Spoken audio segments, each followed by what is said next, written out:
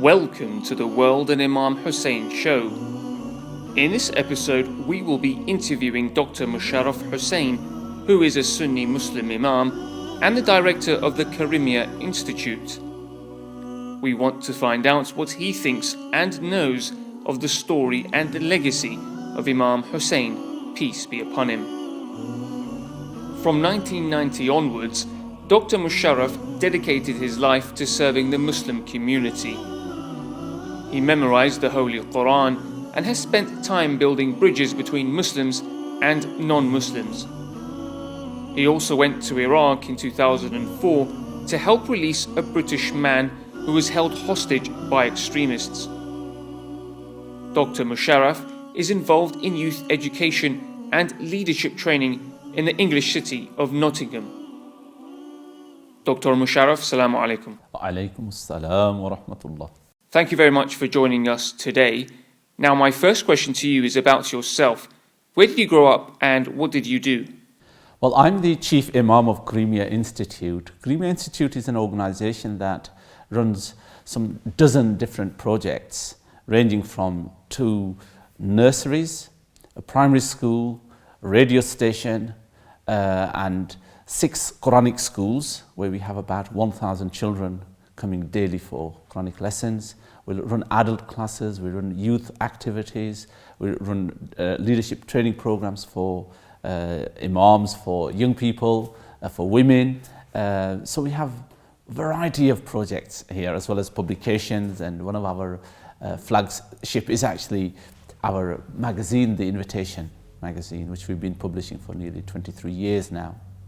Yes, so it's an organization which is geared towards education and da'wah and helping the Muslims to settle down here in the UK as a prominent, religious and morally upright society. Tell us about the Muslim community in Nottingham and how long have you been at the Karima Institute? The Muslim community in Nottingham is very varied. There's possibly about 25,000 Muslims coming from very different backgrounds and different countries. In fact, in my own mosques, I once counted different nationalities, and I think we had about 13 then. And I think that number has increased over the years. So we have people from, you can imagine Gambia, from Ghana, from Nigeria, from all parts of Africa, from all parts of Asia, from Europe as well now. So yes, we have it's a very cosmopolitan city actually. When did you hear about Imam Hussein and the tragedy of Karbala? 10th of Muharram is a very important date on our calendar of the Ahl Sunnah wal Jamaat, and our mosques in most places, including Pakistan, here and other places. Actually, on the 10th of Muharram, the Ashura, they actually encourage the families, the children, everybody to fast. And of course, there is usually a majlis, a gathering in which we talk about the tragedy, we talk about the greatness of Sayyidina Imam Hussein radiallahu an, we talk about his sacrifice and how he was a great winner in all that tragedy. I would have heard this, I presume it would have been very early on in my childhood. I think it must have been in the late 60s. So I would have been 10, 12 years old when I first heard. From a mosque or from your family? I think it must have been in addition to the mosques, talking about and encouraging the people to have to respect Ashura. We always try to also organize conferences where we invite outside speakers to come and talk. And this was possibly one of those occasions when we had an outside speaker. From where? I would have thought that, in those days, it was usually Pakistan, of course. What was your reaction when you first heard about the tragedy of Karbala? I think, as a teenager, there is an overwhelming sense of justice in teenagers, and you begin to see things. You see things in black and white, really. And, of course, this injustice towards Imam Hussein was very big surprise in many ways that how could Muslims do this to the grandchild of their beloved Rasul, really. How could a group of Muslims and then, of course, an army and a king could order the killing of a Muslim? So it was actually a very sort of a difficult thing to understand, really. I can say that. And the picture, it gave me of those Muslims was one of course, brutal, as well as disloyal and betrayal, really. Yes, so I think there was this idea of, betrayal already, the idea of mistrust, the idea of disrespect as well, of course, of Rasulullah sallallahu alaihi wasallam. How could you do this to the grandson of Rasulullah? Is there a lot of commemoration for Imam Hussein amongst your community, for instance? And do you regularly commemorate Imam Hussein? Well, I'll tell you this, that the Ahl Sunnah wal Jamaat is our city-wide organization here in Nottingham, and every year for now, I don't know, it must be more than 10 years now, we have organized a 10-day programs, and in each mosque, we have one program each day from the beginning of Muharram, 1st of Muharram till the 10th of Muharram. And then, in fact, it continues even after that. We continue. And what they try to do is, on each of these occasions, in each mosque, we have different topic to do with, the sacrifice of Imam Hussein. What's the relevance of that sacrifice? On other occasions, the family of Rasulullah sallallahu alaihi wasallam. On others, we would look at the political consequences of this tragedy. We would look at the spiritual aspects of it, the moral lessons that we can glean from that, and of course the historical evidence. And so there are different aspects of the tragedy that we cover in those 10 days. And so that's been going on for years here in Nottingham, and every year we organise these. And in addition to that, whenever we have speeches or occasions, Imam Hussein radiyallahu anhu comes up in many places, really, because of his such an important figure, and of course the significance of his Shahada is so great and powerful that really there are very few topics that you cannot talk about Imam Hussein. So when you're talking about the love of God, love of Imam Hussein comes up. The love. What was it? That would what would motivate a man to sacrifice his entire family and to suffer the dryness, the thirst, the killing of his own children. It wasn't any worldly reason there. The only reason was that deep love of God that Imam had, and of course sense of justice and the upholding of the greatness of our deen as well. But so whether it is about love of God, whether it is about sacrifice of Ismail alayhi salam, you have to then talk about Imam Hussein as well. So Imam Hussein is you can say he's interwoven into the moral, the spiritual, and the social teachings of our deen, really. So we're always talking about him. When you read more about Karbala and Imam Hussein, which part of this event that touched you the most? Of course, the one which touches everybody's hearts and minds is the final Shahada, the martyrdom of Imam Hussein himself, of course, and then, of course, his young children and his family members and his ardent followers. Of course, all those, their deaths are very moving and painful to talk about and to hear about. But I think the whole story is full of a lot of lessons and wisdoms in it. From the very moment that Yazid demands the bay'ah, the oath of allegiance, and Imam's refusal. From there on, you begin to see the toughness, the firmness, and the principled life of Imam Hussein. That here is a man who's not willing to make compromises for worldly gains or worldly things. So, and then having to leave, Madinatul Munawwara, his grandfather's tomb, his grandfather's home, his own, family and everything, having to leave all that, again is in itself a very emotionally, very moving.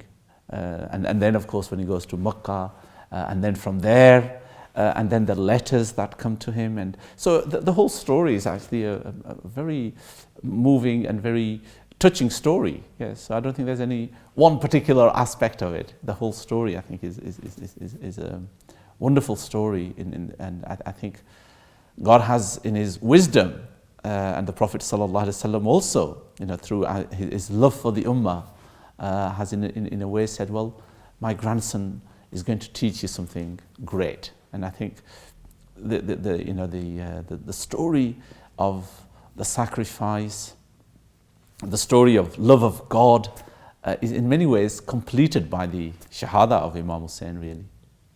Tell us about some of the important lessons that Muslims in the West can learn from the tragedy of Karbala. How significant is it, and how relevant is history back then to our lives today? I think one of the most cherished goals of the West is freedom and liberty. And Imam Hussein radiallahu anhu's Shahada and the whole story is actually perhaps the most important in this whole sense of freedom and fighting against tyranny, oppression, cruelty, and undemocratic rule, to be honest. So West, when it talks about freedom and democracy, here is a man who really stood up for that in a big way, 1400 years ago. The way Imam Hussein stood up against the monarchy, the tyranny of it, the oppression of it, the undemocratic nature of it, is in itself a great, I think, lesson. And this sense that, the sense of freedom, comes from that refusal of Imam Hussein not to comply with the orders of Yazid. So I think the lesson is, that to be free, we need to learn from Imam Hussein.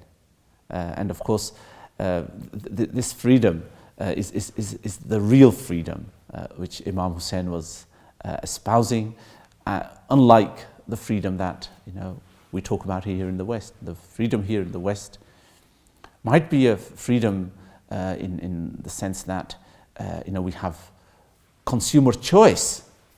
I mean, that is the sort of functional and operative meaning of freedom here, that you have the choice to consume, choice to buy, and to allow this almost free capitalism. But human soul is imprisoned here, sadly, imprisoned by powerful people, entertainment industry.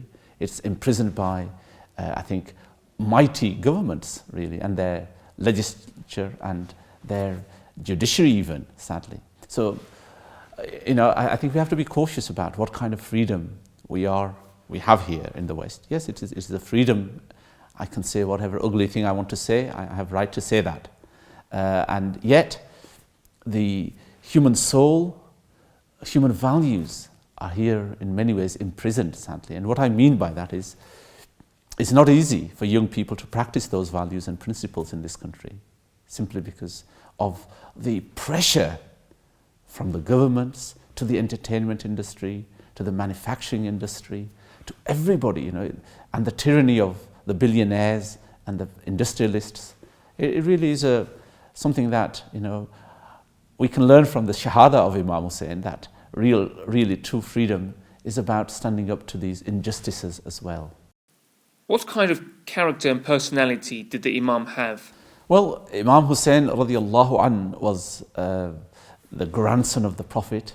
He was nurtured, brought up in the laps of Fatimatu Zahra radiallahu anha, the lady of paradise, the leader of the ladies of paradise, okay, and the son of Sayyidina Imam Ali, Maqam Sayyidina Ali radiallahu an, who himself was the Babul Madinat al-Ilm, and of course again who had been nurtured and developed by Rasulullah sallallahu alaihi wasallam. So you can just see the kind of nurturing, the coaching, the mentoring, the development, and who his teachers were.